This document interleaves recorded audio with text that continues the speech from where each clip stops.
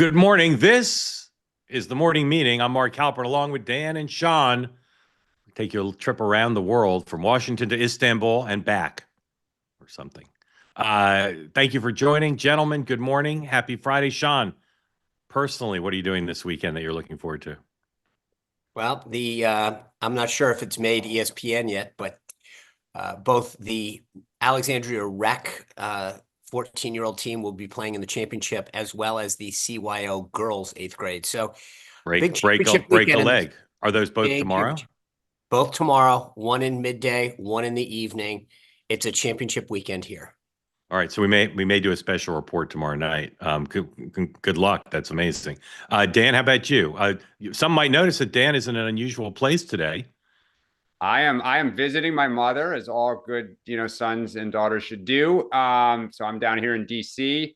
Gonna see some family, play a little golf with my biological son Davis, and I have a half marathon Sunday morning back in New York City. All right, come on. Let's not. Okay. Yep. And then I'll have breakfast. I will go on the elliptical for 20 minutes. I mean, let's not. What's your best time in a half marathon, Dan? Oh, I think 1:34. Or 1:32. And what do you project for this one?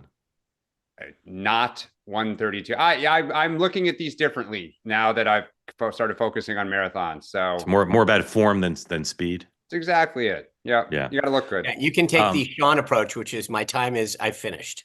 That's right. We had Dan's mom in the shot before the show started, and the resemblance was unmistakable and striking. So maybe she'll make a cameo during the show. Maybe. We'll see. She's right there. Count as a first time. She would count as a first time person. Yeah. Yep. Not sure yet. I'm going to threaten cancellation today. We'll see. I'm feeling pretty good. Thank you again for joining. If you're here on the two-way, please, as many already have, raise your hand.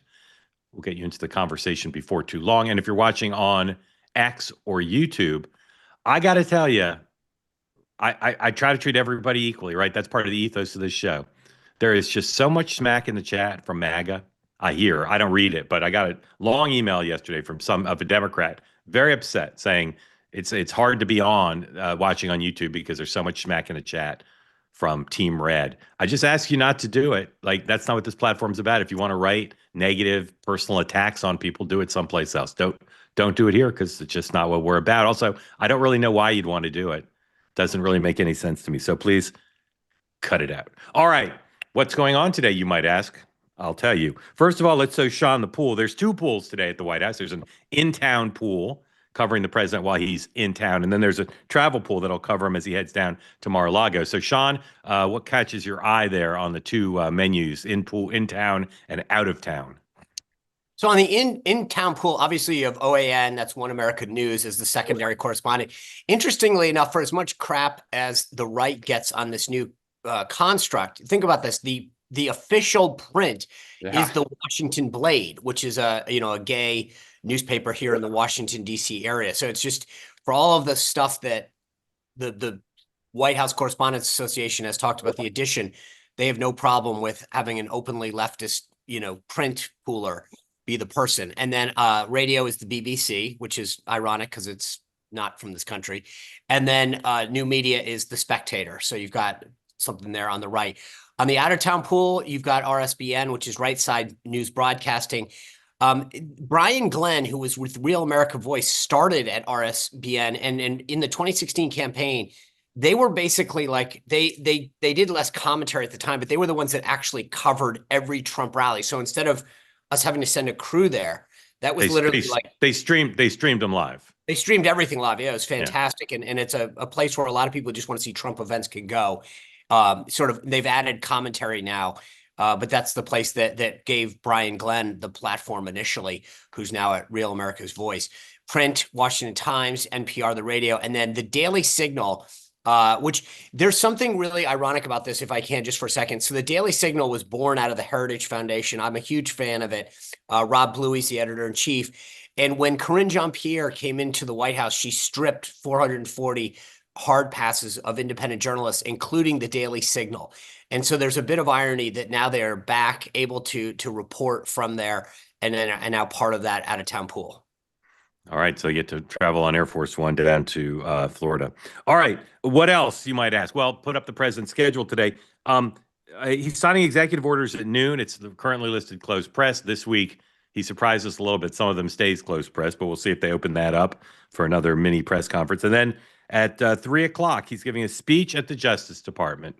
This has people on the right excited and people on the left freaking out. Presidents go to the Justice Department sometimes, but not usually for substantive events like this. They usually go for more ceremonial things, and I think the speech is going to set some people off, both positively and negatively, because I think he's going to talk about his vision of the role of the Justice Department, and we know his view of the Chinese firewall that some presidents have adhered to or claimed to have adhered to between DOJ and the White House. His view is that is a no wall at all. It's more like there's also open. speculation that he's going to talk a lot more about deportations and things like that, which I think is going to really trigger the left. Yeah, and he may rename the Justice Department building after Roy Cohn. We'll see. And then afterwards, he's flying to Mar-a-Lago. Don't know what the vice president's doing. Wouldn't be surprised if he showed up at that speech, but I don't know that. House is out. The Democrats conclude their retreat in Leesburg, talking about immigration and labor. Senate's got a lot going on, and we'll talk about in a moment what's going on with the continuing resolution. They're also, Senate Finance is having a confirmation hearing for Dr. Oz to be head of the part of the HHS that oversees Medicare and Medicaid.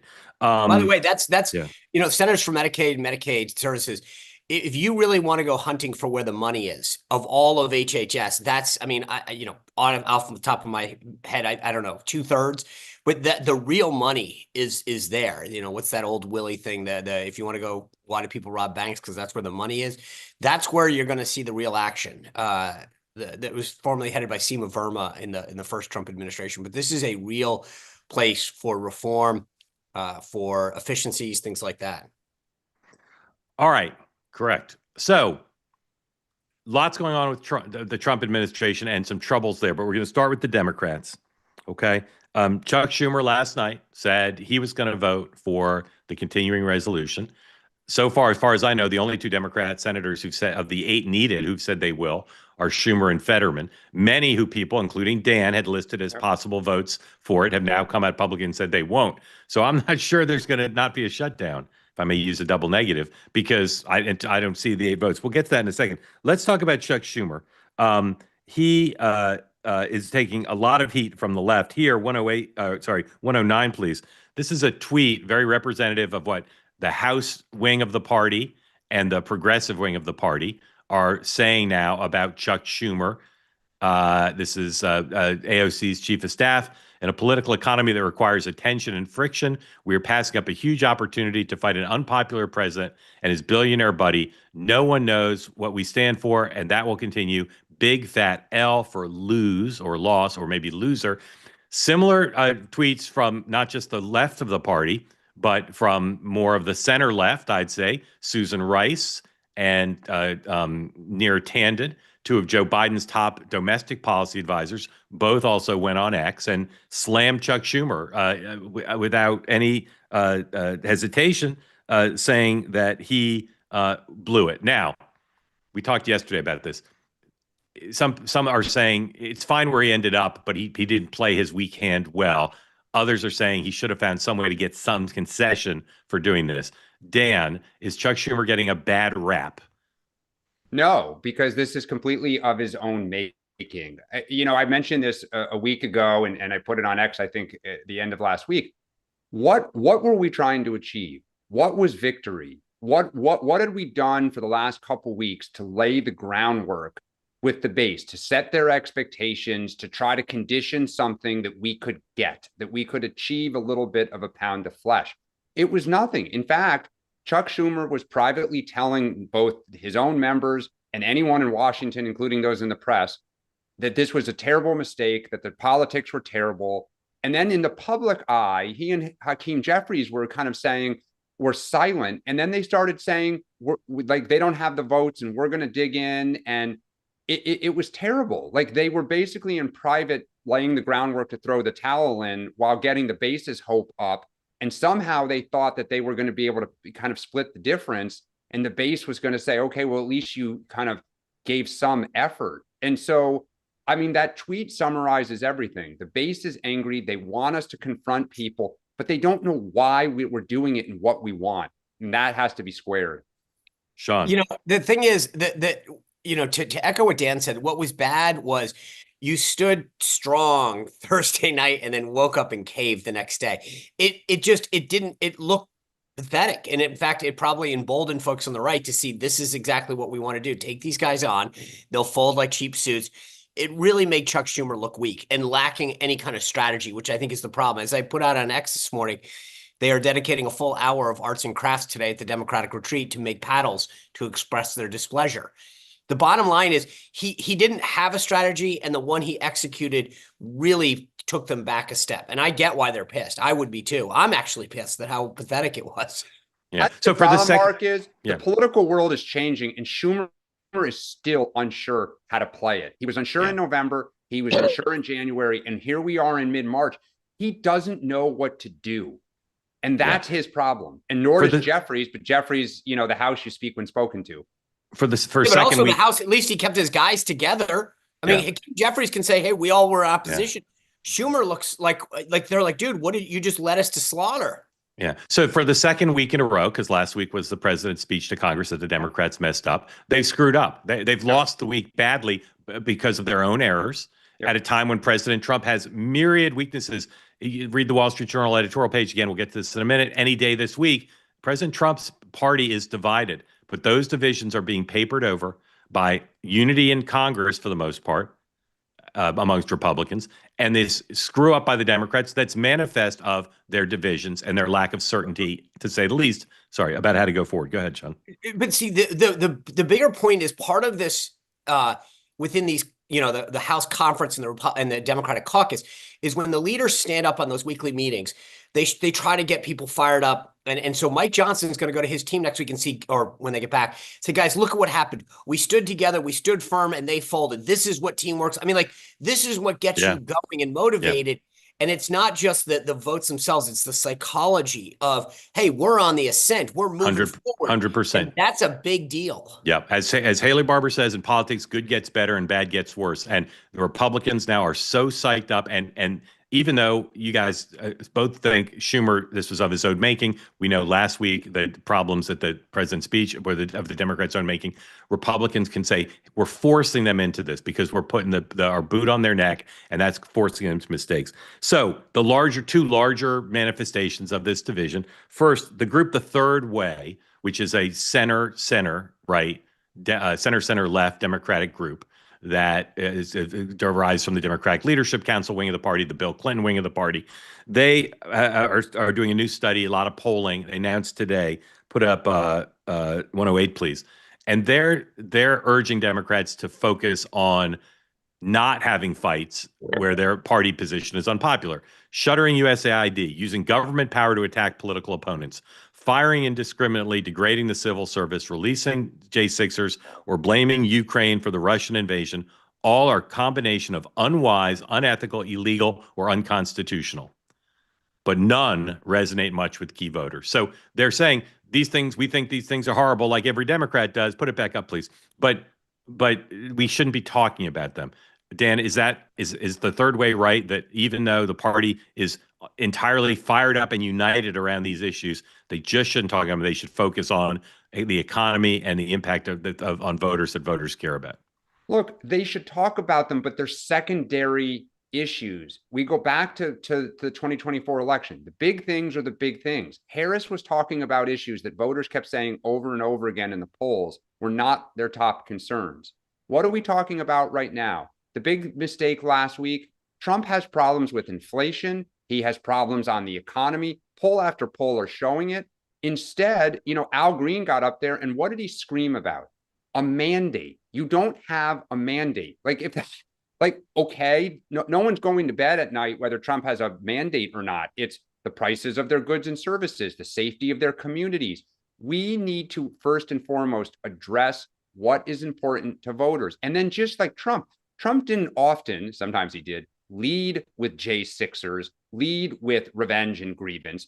He'd work it in kind of in the middle to the back end of his speeches. So you want to fire up your base. You need your base, but you have to address the concerns of voters. And we don't know what the heck we stand for. Sean, part of the frustration for Democrats is they are fired up and united around everything on that list. Yep. They all think these things are outrages. And it's difficult to tell the rank and file and the members of Congress, don't talk about stuff that you think is an outrage and that unites our party. And yet that's what the third way is telling them to do. Exactly. I mean, that's the problem, is that there is the path forward is in front of them, and they don't want to take it because of where the far left is in the base of their party. So I mean, that's what's so interesting to me about this. And like I will say, both parties tend to go through this sort of machination, but you usually get it sooner rather than later. And here we are, months after an election, and them still being leaderless and grasping at the wrong issues. But Mark, can I just say, though, because I think it's important for Democrats, I actually think to some extent this is the best thing that could happen to the party, because there's combustible energy building, and that is going to produce change and better outcomes. Like, I'm glad the base for this morning is like, we are really pissed off, and Schumer's pissed off. Great. Now let's go take that energy and put it and move it forward. And it's probably going to fire at each other some more before we go forward, but that's okay. What does your mom think about that? We had this whole conversation this morning. I warmed up at 5:30 over coffee. All right. She is with all the issues that third way put into survey. All right. Two more issues about the Democrats, and then we're going to get to the problems that the Trump folks are having. Don't worry, Democrats. All right. Talk about Democrats firing on Democrats. Last night at this House retreat, the Beshear, governor of Kentucky, his presentation to the House Democrats was closed, but he talked to the press. Put up number 105, please. And he did not pass up the opportunity to take a shat on his colleague, the governor of California, for hosting Steve Bannon on his podcast. There's been, since Bill Clinton at least, there's been a tension in both parties between firing up your base in an increasingly polarized time and trying to appeal to those parts of the electorate and the vote and the public who want to see bipartisanship, who want to see people reaching out. But for Beshear and for any number of other Democrats, Gavin Newsom's choice of guests for his first three podcasts was a bridge too far. And Beshear hit Newsom pretty hard, two guys who may well run for president, although I bet neither of them runs in the end, but they're two guys at least said to be thinking about it. Hit Newsom for having Steve Bannon on his podcast and for not correcting Bannon when he said things like, the election was stolen in 2000 and in 2020. So, Sean, is this skirmish meaningful in any way, and if so, how? Oh, I think it's meaningful within the primary base, right? I mean, I think Newsom's playing a long game, and I think it's the smart move. And it's funny. I thought a lot about when I read that story, just about what we do and how that's the point, is that people are craving a real discussion. I mean, I was at the Irish embassy the other night for the Taoiseach's visit, and people from Ireland were like, I like watching, I feel like I'm getting insight into this. And when I was down in Florida yesterday with the pork producers, people were saying the same thing. I really enjoy getting a sense of like no one yelling at each other and actually hearing both sides. I think it's a smart move politically. I actually think, as I mentioned the other day, it's more to the point that Newsom should start a podcast, not run for governor, or run for president rather. But I would, if I were Beshear and wanted to be more, run in a primary, I'd be taking pot shots all day long and saying, look at this guy. He's human. I mean, the word they use, humanizing Steve Bannon, normalizing him. It does show me, by the way, the one last point I'll make on this, because I think it's smart for him politically with his base. And I think it makes sense if Gavin Newsom wants to go into podcasting full time. But I will say it was really interesting at the Axios write-up of this, which was more like, it's funny how many of these guys on the right, despite my concerns about what we're doing to help them, are willing to sit down and have good discussions with Gavin Newsom and others, right? It's Steve Bannon, Charlie Kirk, the biggest flamethrowers on the right are willing to sit down, and you don't hear any kind of name calling from our side about doing that. And I think that that really does show you, I know we sometimes talk about the chat perhaps, but overall the folks on the right are willing to sit down and have discussions with anybody. It's the guys on the left who are supposedly the tolerant ones that don't want to talk to anybody. Dan. Yeah, I think there's two things. Where Newsom is, I think, beginning to irritate people is when Bannon and Kirk go on there, they say the same thing to Newsom's face as they would say to each other or on here or on Fox. When what's upsetting to Democrats is, and when Trump, by the way, goes to NBC or whatever, like if you come at him, he'll go right back at you. He's not changing his tune and saying, the Democrats are really right on some of these issues, and I agree. And then he goes to Fox and says something else. What Newsom is doing is like, yeah, Charlie, like, I agree with you guys. I mean, you're right. We're wrong on trans. And when Bannon says what he did, people are like, why didn't you correct him? I think for Newsom, he thinks it makes him look more moderate. I think he hopes he gets credit for kind of going into the lion's den, so to speak.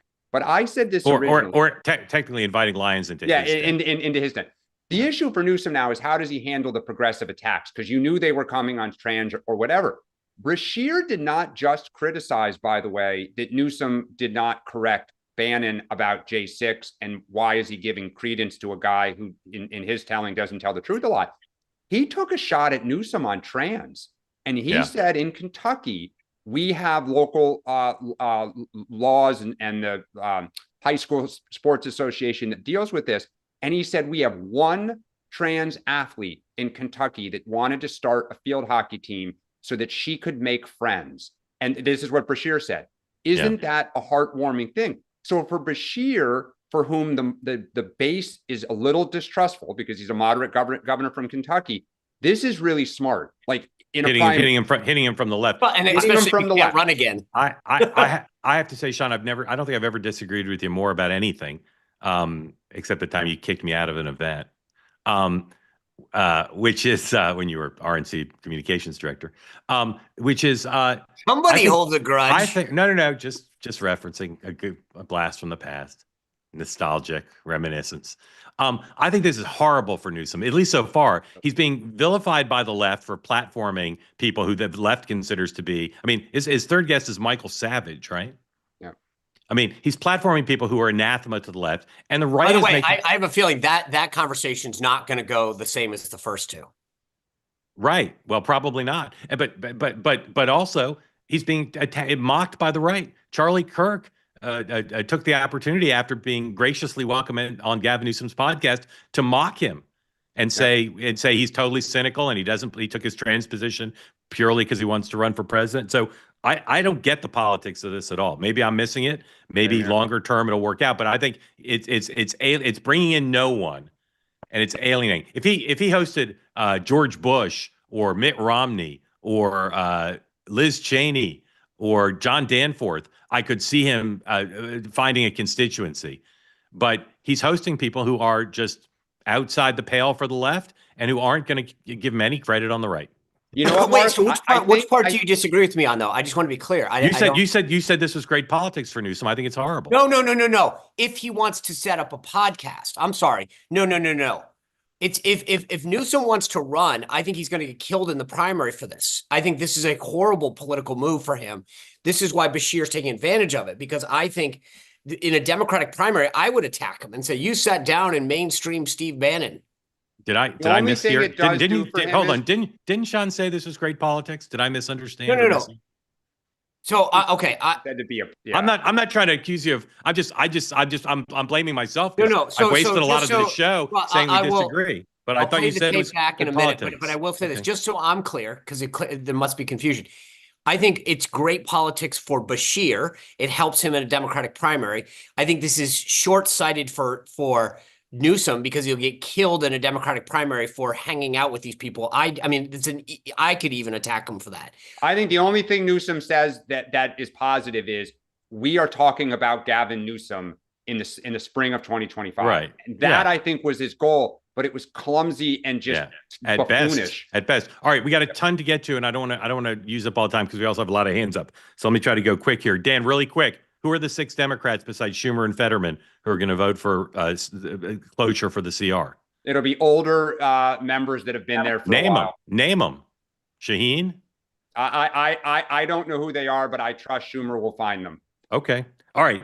Let me go through some things on Donald Trump. Here is Professor Sonnenfeld, who teaches business at Yale, the School of Management. This is 107.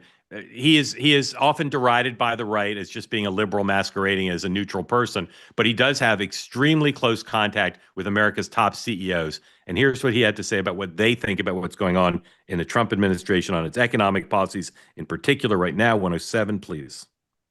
We had 100 CEOs across sectors, 60% Republican group, about 30% Democrat, 10% Independent, and they were overwhelmingly discouraged. There was a lot of goodwill that had been accumulated after the election, even though most large CEOs didn't support it. Okay, you can kill that out. Sorry, we've got audio problem there. Basically, he said what I've been telling you, I've been hearing all week from corporate types and Wall Street, which is these policies are a disaster, echoing, you can read every day, one or two op-eds in the Wall Street Journal editorial page, that the business community has really lost faith in particularly the tariff policy and don't understand what he's doing. Now, last night, J.D. Vance and the second lady. Can I one quick political point? I don't know that the president gives a crap. These guys, hold on. Yeah, I mean, I just don't know that. I get it. All right. I thought he liked Mar-a-Lago members. Last night, here is J.D. Vance at the Kennedy Center with his wife, 106, please, going to see some Russian concert. Here's what happened to the vice president. National Symphony. Yeah, here's what happened. National Symphony with. Kill that light! All right, they're spooing. Here is Ron Brownstein's headline, the headline on Ron Brownstein piece, 104, please. Looking at the data, making a very important point, which is in the first term, voters would often give President Trump low marks on a variety of issues, but they typically gave him high marks on his approval rating on dealing with the economy. And in this term, the economy numbers are way down. They're not his greatest strength. And there's lots of reasons for that, including the news coverage focusing on tariffs and some of the economic conditions that are a problem. Here is J.D. Vance last night with Laura Ingraham, 103, making a better case, frankly, than I've heard the president make or even Caroline Leavitt make regarding why the American people should trust that the tariffs are going to make their lives better. 103, First of all, please. I think the president's been very clear. He wants to impose tariffs on foreign importers because he wants to bring investment and jobs back to the United States of America. So what I'd say to those business leaders is I think the president has actually been quite clear about what he wants to accomplish: build more in the United States of America, invest more in the United States of America, raise wages for workers in the United States of America, and you don't have to pay these tariffs at all. There is, as the president has said, a recognition that we have to accept, which is that, look, Joe Biden left this economy in a disaster. He ran the highest peacetime deficits we've ever had in this country. He left us with a significant debt crisis, and the president has come in and said, look, we have to accomplish a lot of things simultaneously. We have to bring down inflation, which I think we're making some good progress on. We have to actually ensure critical government services like Social Security and the military function for the American people, and we also have to force businesses to invest more, not overseas, not in Chinese workers, but in American workers. Sean, I agree with you that the president cares what the CEOs think only slightly more than he cares what Adam Schiff thinks. And he doesn't really care if Phil Gramm writes an op-ed piece in the Journal saying whatever. But is he going to be unhappy with, as we head into the weekend and then next week, a judgment from the economic establishment, including some people on the Hill, that this thing isn't working? I think that he is clearly, if you listen to the words that he's used, not just once, and this is where I always tell people there's a tell with Trump. If it's a one-off that he makes in a pool spray versus something that he says over the course of several weeks, it's a much more core thing. He keeps talking about market disruptions over and over again. He is prepared for this. He sees the stock market every day, the S&P, the NASDAQ. This is a guy who's willing to handle this disruption for what he believes is a larger, greater goal that will bring back manufacturing and jobs to America.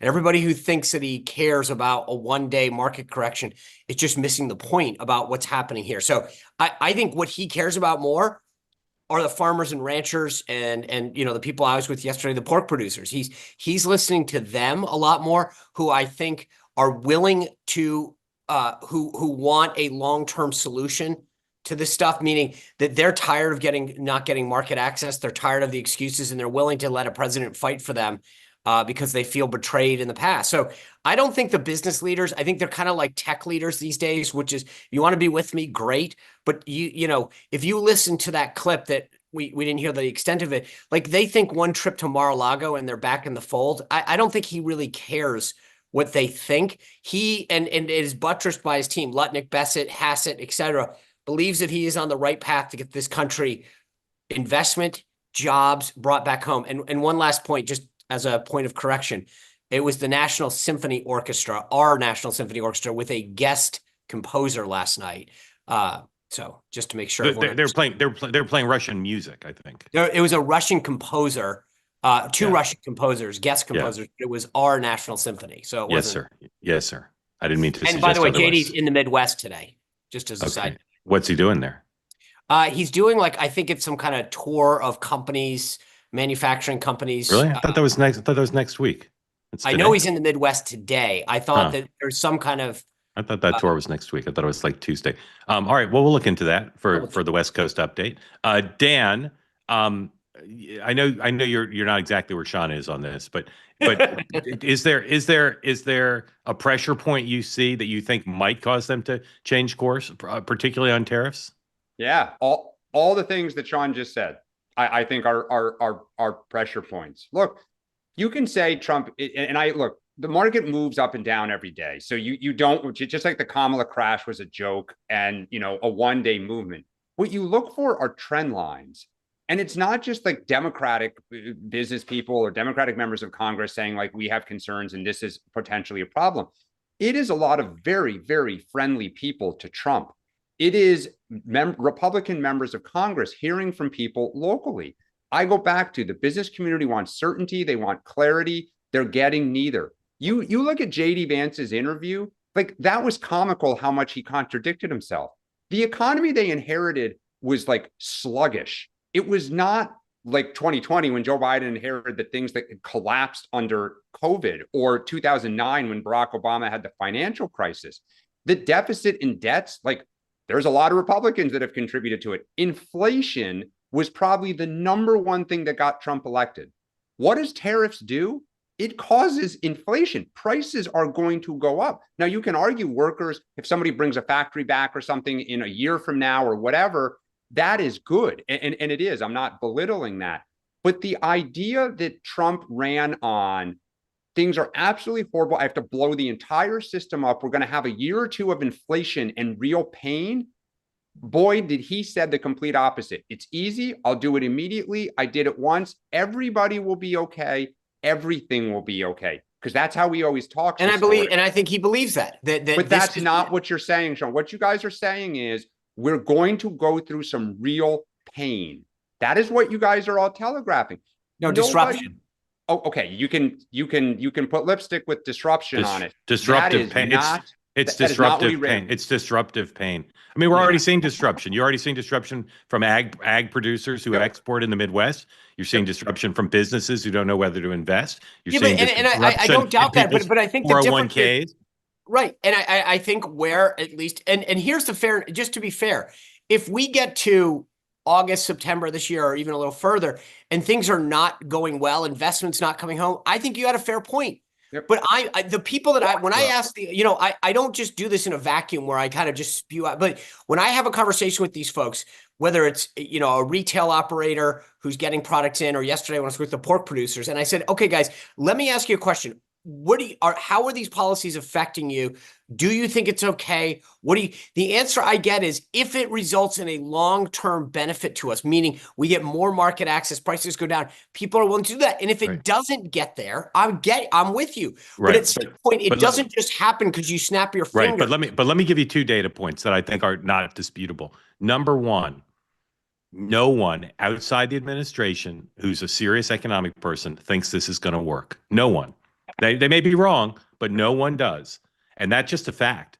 And number two, the president's executing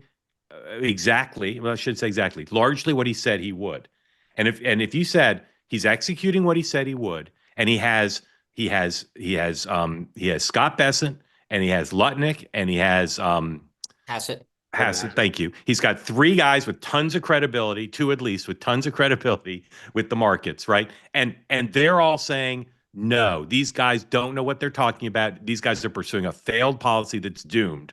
You'd say that's a problem. It's a problem that they're doing exactly what they said with the exact people who they thought would have credibility, and it's not working. And it's not just not working for the Wall Street Journal editorial board. It's not working for tons of serious business people in the real economy. Donald Trump may not care about their opinions today, but they're serious people who contribute to making this American economy go fast and hard and envy of the world. And they think this is a bunch of garbage, that it's not backed by economics that's meaningful, and that's being executed in a way that's so chaotic that it's doomed. That's what they think. And I think the beauty is that the reckoning comes. Either Donald Trump will be brilliantly right in several months, or Dan's going to gloat and be able to say, "See, you know," and that won't be. You can't. At some point, you can't, put lipstick on a pig. It either will be, it'll come to fruition. Investment in jobs will continue to come back to America, and prices will do what they will. Other countries will take their tariffs down, but we'll see. I think that I think enough people, at least that I talk to, are willing to give the president a longer leash because they're tired of the same crap happening over and over again and being denied market access. All right, we got almost 30 hands up, including more than a half dozen new people. So we want to get to you really quick, but we got to do winners, losers of the week, and what to look for. So real snappy, guys. Dan, winner of the week. Speaker Johnson. Sean. Damn, that wasn't fair. We all agree. Okay. We all agree. And we all know who the loser is. We all agree. Speaker Johnson. Dan. The loser is Chuck Schumer. John. I knew he was going to say this. My loser of the week, and please give me 10 seconds, is Ireland, because Rosie O'Donnell moved there. Okay. Loser of the week is the Democratic, the progressive wing of the Democratic Party. They're the loser of the week because they went for nothing and they got nothing, or they went for whatever. Dan, what are you looking for this weekend? I'm going to watch that progressive base and the heat on Schumer. Sean. 2 big wins. 2 big wins. I agree with Sean. Those 2 big wins. All right. David King, are you new to this platform to raise your hand? Are you new? Yes, you are. All right, guys. Number 1, I'm going to say we're canceling the show if we don't get 3, but the fix is in. Mr. King, welcome in. Thank you for joining. Tell folks who don't know where you are and what is on your mind, sir. And thank you for joining. Thank you for having me, Mark. I'm in Louisville, Kentucky, Tom Massey's district. Nice. Congratulations. You're at the epicenter of America, and there's more good bars and live music per square foot than anywhere up north of Austin. Yeah, it's a wonderful place to live. We moved here from LA about 15 years ago. So smart thing. What kind of music do you play? I'm learning the guitar. I'm just a music lover. You can see I've got the entire catalog of Bruce Springsteen behind me back there. Yeah. Despite that, I am a Republican, however. I'm still reeling from the idea that Neera Tanden wrote a mean tweet about somebody. She's unshackled. She's unshackled. She's going back to her roots now that, or she's saying Kentucky, her roots, because she's not going to be in government anytime soon. But very funny reference. Mark, what's on? Yes, sir. My question for you is just about: are you still writing the book on the Biden administration and the Biden decline, or has the market started to fill up with that, and you don't want to do that? No, I haven't had time yet to really focus on it. I may eventually do it. If I do, it won't just be about Biden. It'll be watch this. I'm going to do it. This is going to help Mark. I'm going to go to ChatGPT. It'll be a bigger book. A Biden book in the voice of Mark Halperin. Yeah. 12 chapters. Yeah. Okay. I will send this to you. If I do it, it won't just be about Biden, but it will be somewhat about Biden, but it'll be about Trump too. But stay tuned. I just haven't had time to try to get a proper book deal yet because I'm trying to deal with two-way and some other stuff, but thank you for asking. Fair enough. Was that your only question? No, I had one more for sir. Anybody who wants to field it. Please, please. I thought that the CDC, pulling the CDC nomination of Weldon was sort of a kind of an undercovered story. I thought it started to signal maybe a little bit of muscle from congressional Republicans. Maybe the first sign we've seen of saying enough with the crazy stuff on vaccines and the rest. And is there any, for those of us who are very reluctant Trump voters, is there any hope that this tariff stuff could fall into more of a separation of powers and go back to Congress where it sort of belongs and congressional Republicans could speak up, or is that out the window? Fabulous question. I think no, at least not anytime soon. Sean. I think your first point is really spectacular. I mean, the idea that, as I said yesterday, Dave Weldon was a very, well-respected member of Congress from Florida. I don't recall. I mean, I can't say that I could write a biography on the guy, but I didn't. These sort of views that he had were not something that I was aware of. And I served in, for a member of the Florida delegation, so I was kind of shocked by it, and I'm kind of intrigued that, what the real reason is behind it. He put out a sort of, statement praiseworthy of Trump and saying, I hope that somebody continue to take on big pharma.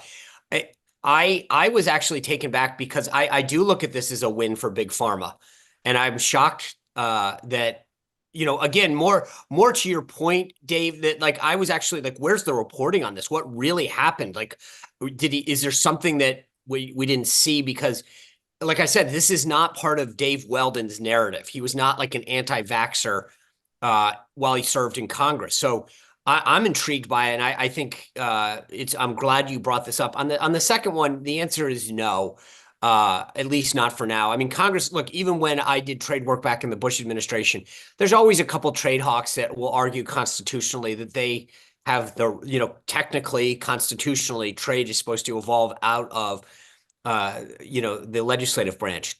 It's not realistic. I mean, there's a reason that the U.S. Trade Rep's office exists. And so I would just say I get your point, but it's always been one of those deals that's just never going to actually go back to that. David, hold on one second. Hey, bring in Fox, please. Thune is live on Fox. Let's just see what he's saying. He was. I don't know that he is anymore. No, I think he is. I'm watching it right now. No, is he off? Who gets who gets their internet quickest? Apparently, No, I'm watching it live. It's in a commercial break. Huh? Interesting. I'm watching it live too. Maybe I'm not. Dan, ready? Watch this. Keep it on. I'm going to tell you what the commercial is. You can take the thing down. I don't know. I guess we missed it by a few seconds. Dan, what's your answer to Dave? It's a great question on the first one, and I think on the second one, all politics is local. Members of Congress will speak up when they think their jobs are in danger. Thank you for coming in, sir. We hope you come back regularly. How'd you find two-way? I don't even remember. I think it found my algorithm in YouTube, and I started following. Mark, I've always been a big fan of your work and your writing. I think you're great, and finding Dan and Sean has been a treat. Dan, do something, run for office, do something. No. We need to keep them. David, thank you for the suggestion, but no, we need him here. Thank you, though. Okay. Thank you, David. Appreciate it. Anthony, have you ever been on this program, Anthony? Anthony, have you ever been on? No. All right. Number two, new caller, new guest, new community member. Ladies and gentlemen, Mr. Banks. Mr. Banks, unmute. Tell folks who don't know where you are.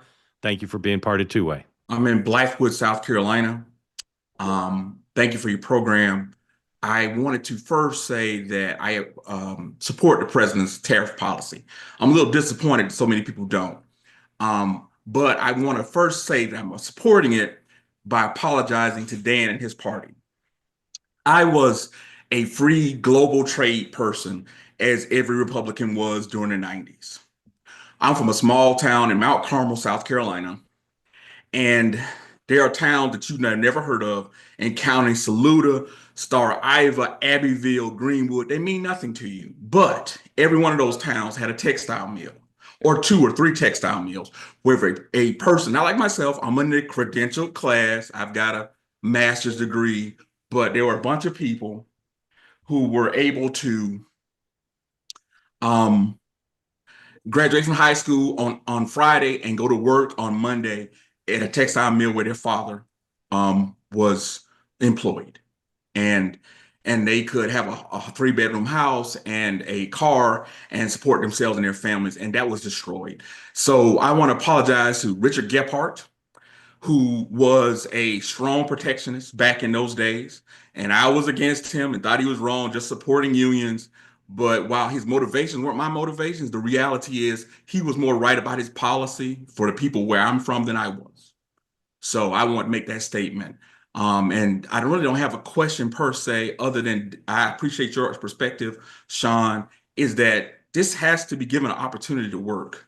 I'm sorry, we went through COVID and we cannot have a situation where we don't have things made in this country and we're at the mercy of others. If you look at the statistic, I've heard a lot about this subject. Do people know that Canada, for us to send milk there, it can go from 5% to 200 or 300% tariff? I mean, everybody's acting like we're coming up with something new. We are the offended parties in this tariff war. We're the ones trying to get back to fairness. That's all we want is fairness. I'm willing to have 0 tariffs. I'm all for that. But is Canada willing to agree to that? Is Mexico willing to agree to that? Is India willing to agree to that? I think this is the right policy, and I hate it to be painful. I really do. But it's been painful in Saluda and McCormick and Greenwood and Abbeville and other counties like that for 20 years. It's time for us to go in a different direction. Thank you for allowing me to be on your program. Anthony, thank you. Dan. Look, Anthony, you don't just speak for the towns of South Carolina, the towns of Pennsylvania and Ohio and Michigan, where factories have been upbolted, sent to China, to Mexico, North Carolina, the other home of the textile industry. I hear it is what powered, or partly a part of what powered Donald Trump. He speaks truth to power in that way, right? I totally agree. If he is able to get all these jobs to come back, to not have inflation skyrocket, and to have other markets open for us and our economy can grow while all of that is happening, amen. Like, I am rooting for America that we be successful. The question is, can those jobs come back, right? What is the trade-off in terms of costs on goods and services? How do you transition, through all of this?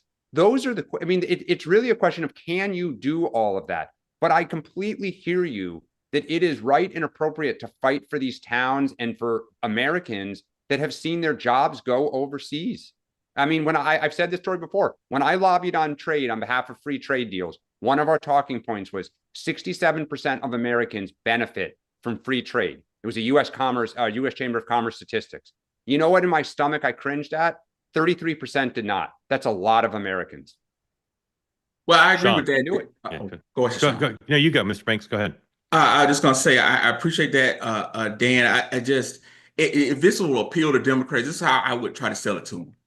Not only do we need these jobs back for the workers, but think about the principalities that have been literally destroyed because their tax base has been destroyed. Totally. These cities don't have the tax base, the tax to business. Then the young people are having to move away. Yep. Or have to invest in a degree that may or may not work out for them right away because they feel, I can't work in my hometown. I've got to go somewhere else to make a living because the jobs that would pay for a grown adult to have a home, a car, to raise a family is not available in my area. Anthony, Totally. thank you. Sean. First of all, Anthony, God bless you for what you're saying. Thanks for coming on. I mean, I think people have to understand something that sort of a political undertone from what Anthony's saying. The easy thing to do is to do the same thing.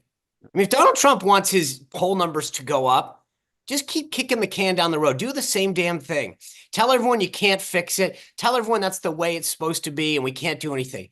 But to Anthony's point, why is it that whether it's NATO or trade, why is it that we have to be the ones to suck it up over and over and over again? Whether it's Canada, India, Japan, Mexico, why is it that it's harder for our farmers, our service providers, our manufacturers to go into their market, right? It shouldn't be.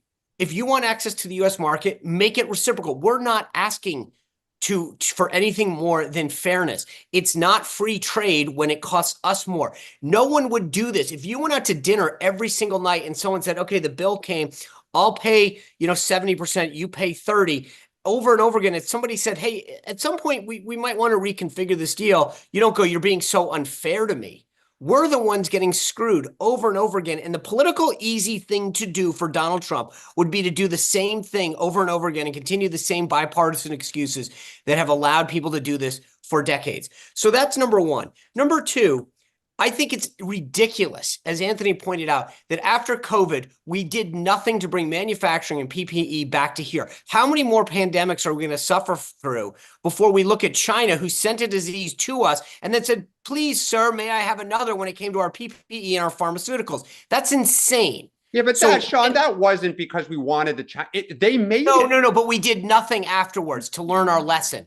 And that's when, and the last that's thing not I'll say, true at all. hold on, one more quick point, and then you can say anything you want, is that if you're a Democrat and you truly care about the environment and labor standards, then wouldn't you want things made in America and not places where they abuse their labor force, use child labor, and abuse the environment? If you really care about that, those are supposed to be the tenets of the left, then you want things to come back to the United States where we make things with more labor standards and more environmental standards. So the left should actually support Donald Trump on this. Dan, real quick, so I want to get one more person in before we go. Yeah, I mean, Sean, look, I think the left, Bernie Sanders, that this is where the Sanders wing meets the Trump wing.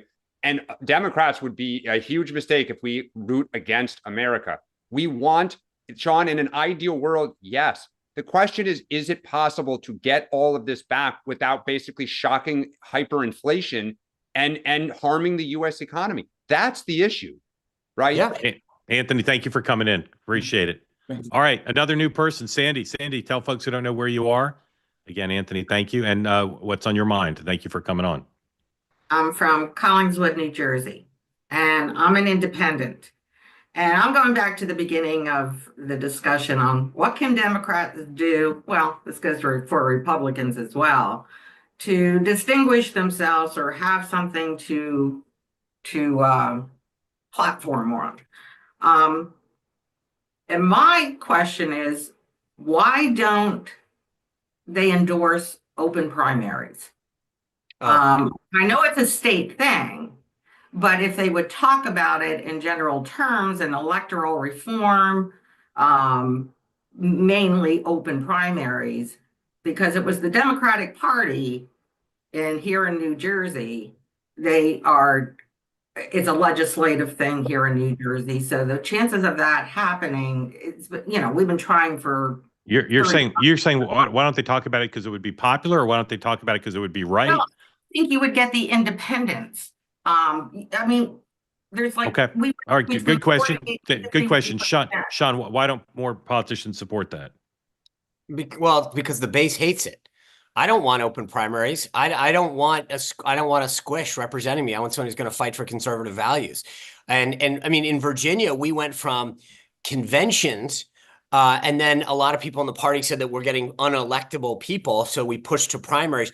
But the bottom line is, I think most bases, and I'll let Dan speak for his party, but I don't like the idea. I want people who are going to be fighters.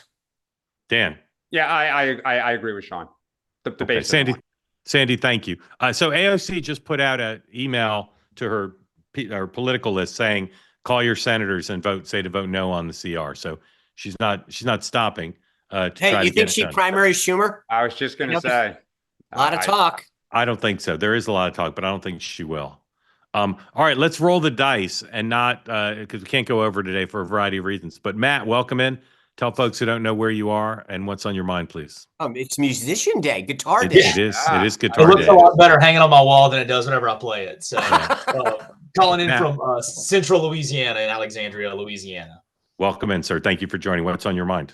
Yeah, I was driving back home from a work visit the other day and kind of had a thought that is kind of questioning my Republican identity. So I'm really curious to get Sean's take on this. So obviously driving through rural Louisiana, very red, Trump heavy voters. But knowing that a lot of these rural communities, just like the guy earlier talked about, where industry has left, the tax base has left, there's a heavy reliance on a lot of these federal programs to sustain quality of life in these rural areas. And when that's a large voting base for Republicans, and then you see the budget that's getting slashed, right? Whether it's the USDA budget, FEMA, if they slash their budgets, they assist local fire departments.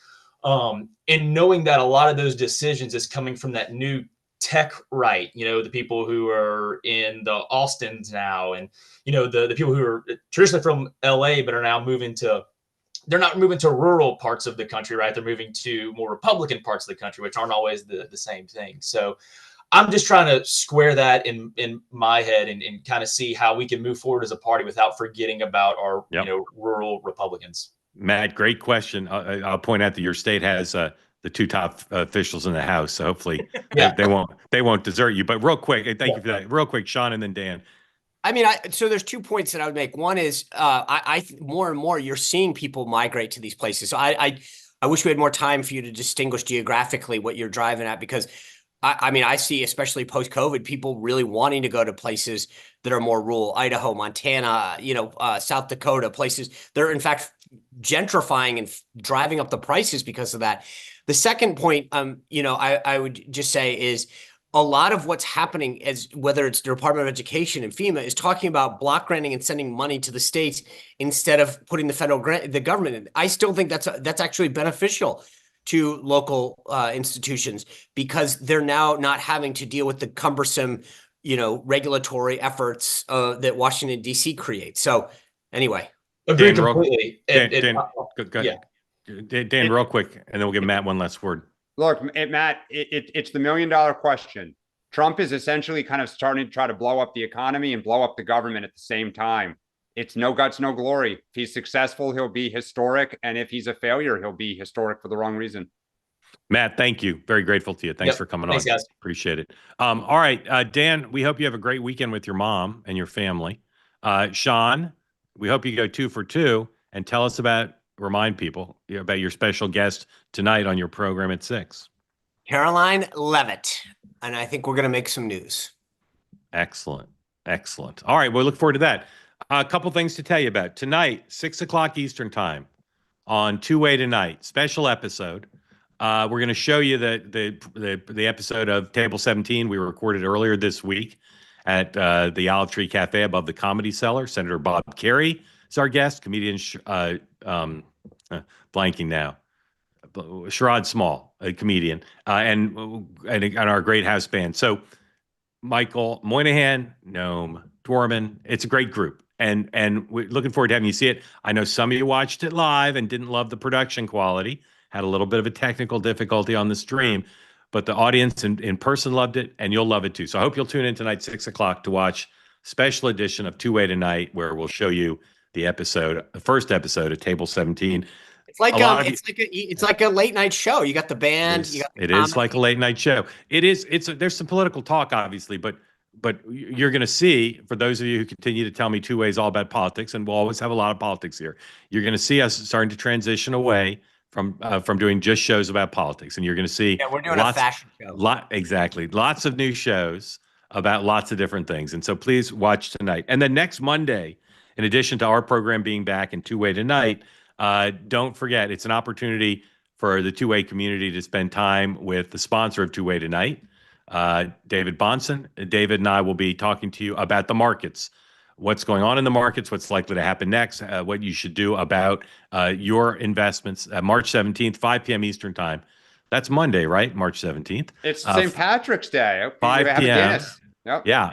5 p.m. David will be here. He and I will run through what's going on in the markets, what's likely to happen next. And again, taking your questions. It's only for the Two-Way community on the Two-Way platform. So if you want to attend, please go to tway.tv/TBG, the Bonson Group. Sign up to attend. You can also on that page sign up to get David's great newsletter, Dividend Cafe, which I also recommend to you. It's not going to be on YouTube. It's not going to be on X. So if you want to come listen to David, who's one of the smartest people I know about the economy, about politics, about the administration, you got to sign up to come and share the hour with us. Again, that's Monday, March 17th, 5 p.m. Eastern time, followed by the regular episode of Two-Way Tonight. Grateful to you all for another fine week. The show's not canceled because every day we asked, we got 3 new folks. I saw lots of new hands up today. We didn't even get to. I hope you'll come back. We didn't even have time to talk to Katie Johnson. Huge disappointment to me because we love whenever Katie raises her hand. Hi, Katie. And we'll see everybody on this program Monday morning, 9 a.m. Eastern time. Because, Dan, if it's Monday morning, 9 a.m. Eastern time, let's get a little green on there, okay? Little green. On Monday? Yeah. All right. I'll try to remember. Let my mother close this out. Oh, there you go. Great to see you. Know which color MAGA, like America hat is coming your way. You pick the color. I have to think of a good one to send to you, Sean. Oh, yeah. Tell us Anyway, Tell us fun to what- have you all in my living room. Thank you. Thank you for letting Dan be from there. Tell us something about Dan as a little boy that we need to know. Mom, be careful. He never stopped talking. Was he a smiler then?